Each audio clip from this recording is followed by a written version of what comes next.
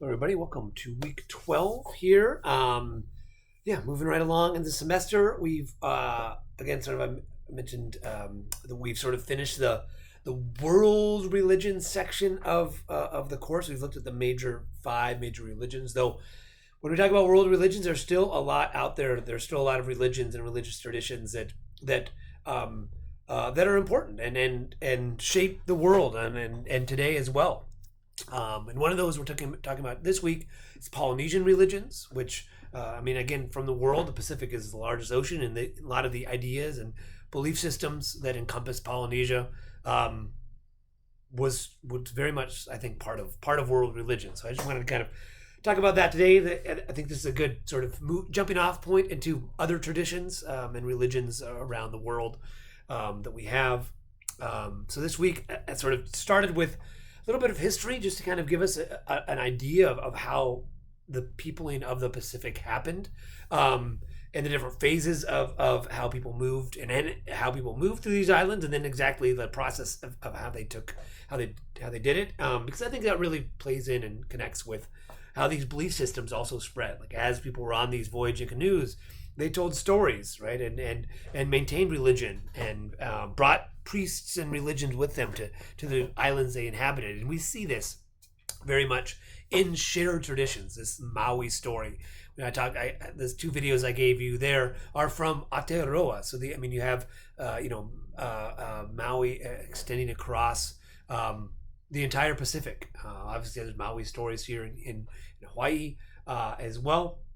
So and this Papa Wake, this Sky Father, Mother, Earth Mother, that's also very common throughout most of Polynesia. So you see these sort of traditions there. Talked about sort of basic tenets of Polynesian religion and belief systems. Again, I didn't want to go too deep on that because though there are commonalities, each area is a little bit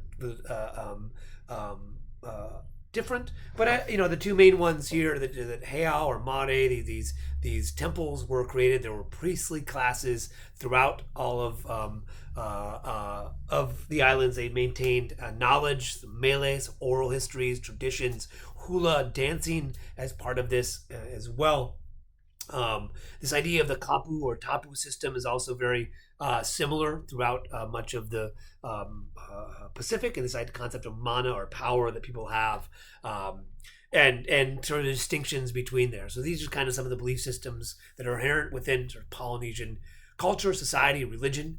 And then I kind of focused on, because a lot of these people are somewhat familiar with Hawaii stories, gods.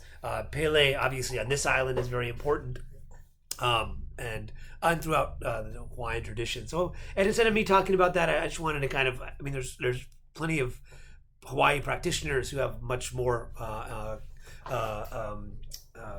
insights than I do. So I thought I'd put them up there, particularly Kekuhi and her idea of Pele. She comes from the Edith Kanakole line lineage. They have their halau today that's still going through that same lineage. I gave some people talking about Kumulipo, and then just sort of some, the website Kumukahi, that had stories of the gods, and then other stories, sort of the more specific stories about them. So I didn't think I needed to hear it from them. They don't need to hear it from me.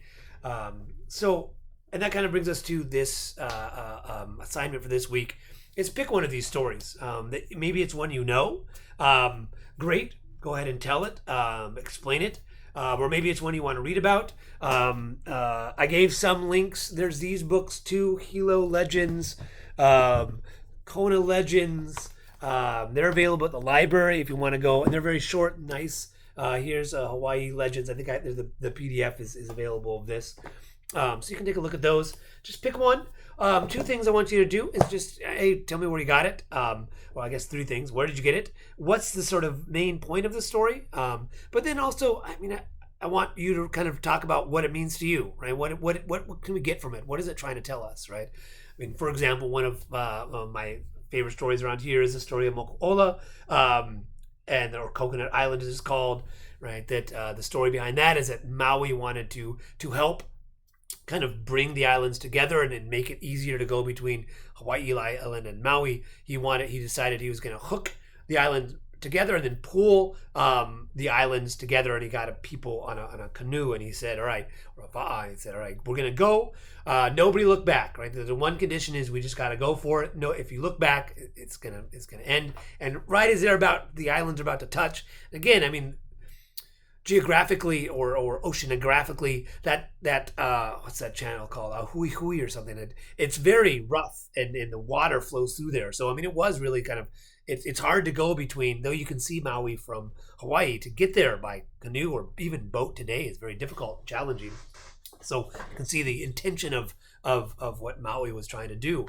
But somebody looked back, right? They didn't finish the task. They couldn't stop themselves from not going all the way, right? Putting everything into it, and that ended. And then so the hook, the Manai flew up and landed in Hilo Bay, and that's Mokuola is part of Maui in Hilo Bay, right? And what I get from that, right, or what I think the story is about is the idea of perseverance, right? That, you know, if you just continue looking back and seeing what's behind you without like finishing the task at hand, you're never going to get completed, right? So it's good to kind of just sometimes put your head down, get through it, right? And good things will come. So, you know, I think that's kind of what I take from that story. So you can do something like that. But I want you to know what, try to take these stories. I mean, they're all told. I mean, as we've learned with a lot of religions, these things perpetuate over time because they have meaning for people. So what is this meaning to you? What do you take from it?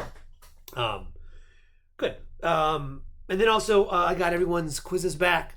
Good job on the first part. I think it's pretty straightforward.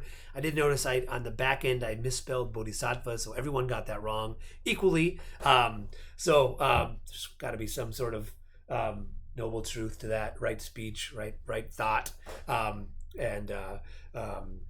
I'll fix it. But I tried to fix it. If I didn't fix it on your test, let me know. And then the 3 questions, I thought, one, just kind of Hinduism. What is this? What is the Bhagavad Gita telling us? Where does it sit within the Mahabharata? Who is Vishnu? How did that relate to other Hindu gods? Those kind of things I think people touched on pretty well. Second one, right, was a Buddhist sutta. So, right, talk about, how this connects to the Four Noble Truths, the Eightfold Path, that kind of idea. The other thing I was sort of looking for is we talked a lot about why the Buddha even set out on this path of enlightenment. Include that a little bit as well. But good. I mean, much better using course materials in your answers. I mean, I want.